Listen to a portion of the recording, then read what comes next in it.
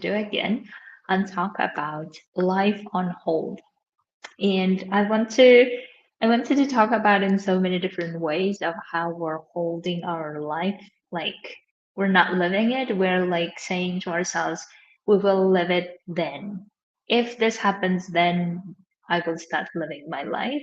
And how we're holding like our life on hold without really being in it, without really going through it. And this is what I wanted to talk about. And one of the ways that I have seen so many times, and I want to address this, is the topic of if then, right? If I'm beautiful, or if I'm thin, if I'm rich, if I'm in this fixed term contract, if I am on this position, then I finally can enjoy my life and can be in my life. Until then, we just keep like going towards it, or keep avoiding it and keep avoiding it.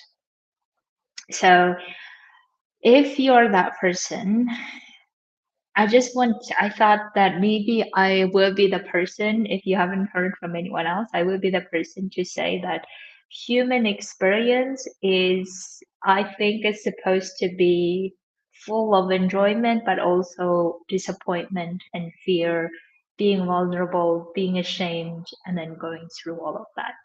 I think that is the human experience that none of us can avoid it. And in fact, if we avoid it, if we avoid our life, if we avoid going for that thing and keep telling ourselves, if this, then I will be doing it, if we keep avoiding it, we actually feel worse than if we hadn't avoided. So let me give you an example. I have one of the amazing clients, humanitarian clients, who keep saying that if I am this figure, if I am this weight, then I will start building my life, and I will start going on a date, and I will create a family, in addition to having my fulfilled life at work, right? But while being in that avoidance, she's feeling alone. She's feeling like she's not really socializing. She's feeling like she's isolating herself. And avoidance feels a lot worse than had she actually gone through this and dated someone and had maybe disappointments, but also successes, and then going through that. And the other client that I have just coached today was talking to me as well, that he didn't go for the thing that he thought was very scary. Now he's feeling regret, shame, and feeling like I should have done this, I should have done that, and reinforcing a lot of how he's not doing all the things that he wanted to, even though he's the one who stopped himself from going there, right? So that's why, because he wanted to avoid fear, and now he's feeling a lot of other things, regret and not trusting himself and all of these things, which sound a lot worse than had he gone through that thing. And that's why I really like, I feel like many of us maybe believe that life is supposed to be where we don't go through disappointment, we don't go through fear. Life is just like, I don't know, a beautiful surfing of a beautiful wave, and then getting all the happiness, and then being happy and healthy, and no, not having any conflict with anyone, and then just like having success all the time. Somehow I think we believe that that's how life is, even though we know that's not true, but I think we want to believe that, right? So that's why I really want to invite you to first understanding that whatever you're avoiding, you are actually very capable to go through that disappointment, go through that fear, go through to the other end, and being strong about what happened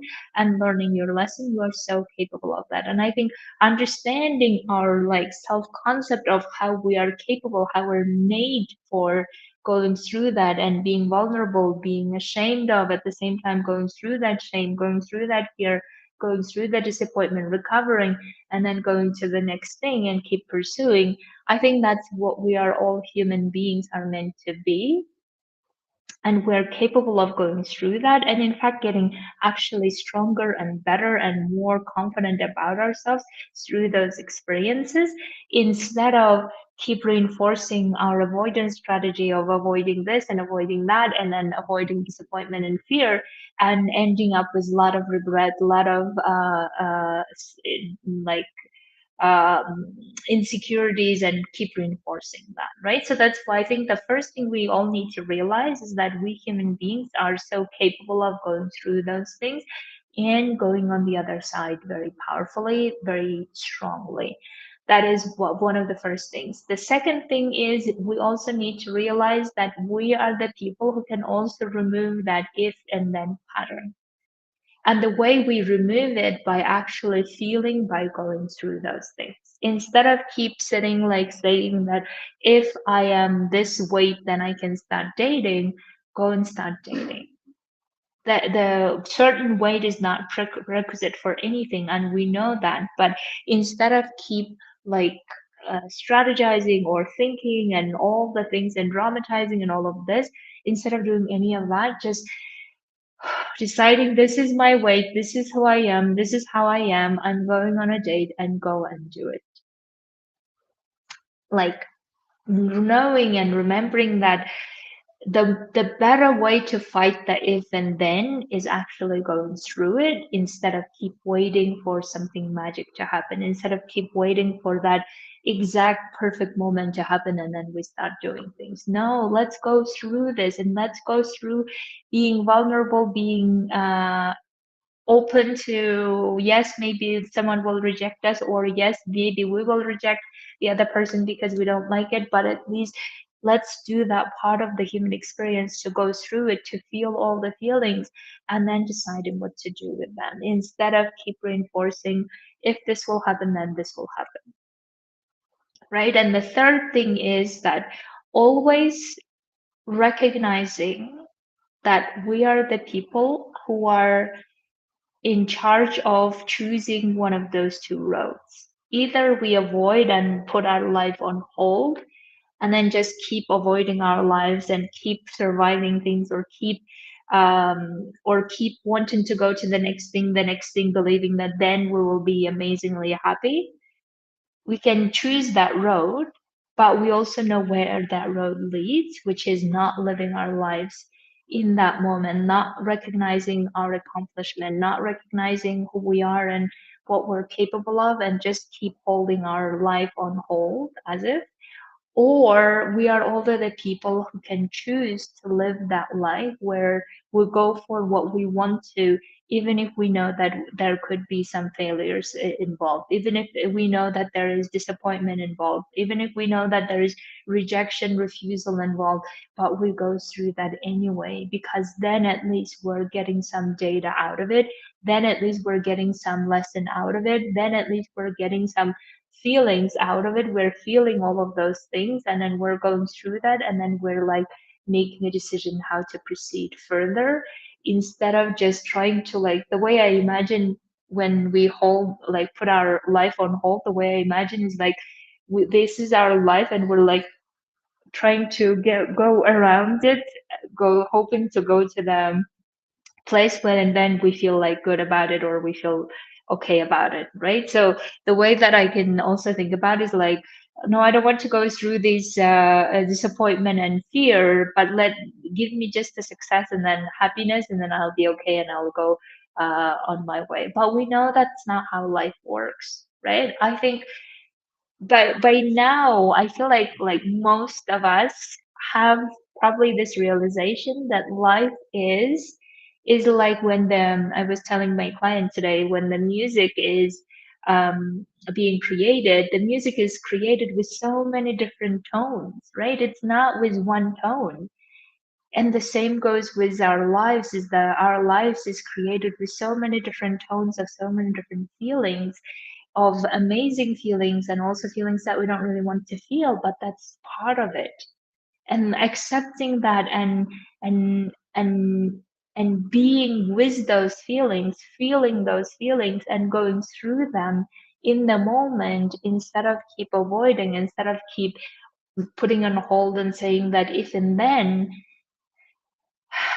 then we don't like our lives. And we start then looking what's wrong with us, and we start looking at how this is not how we meant to live and all of these things. Why do that, right? So that's why my invitation is from now on, let's not put our lives on hold, but rather being in it, feeling all the things in it, embracing all the things of coming up, even if it's like shitty things that we don't want to feel or deal with, but we are capable of dealing with them. We're capable of going on the other side stronger. So let's go for that. Let's live life in that way. At least then we're getting something out of it instead of keep looking at it and keep analyzing it and keep trying to avoid it and keep feeling like we can't do that hard thing, or we can't do that fear thing, or we can't do that disappointment thing, and then just missing out on our lives. So, my dears, if you want to work on this, feeling all the feelings and embracing all the things that is happening in your life, including those challenges, and always looking at how you could go through that powerfully instead of avoiding it, then you should come and coach with me. Have an amazing week, and I will speak to you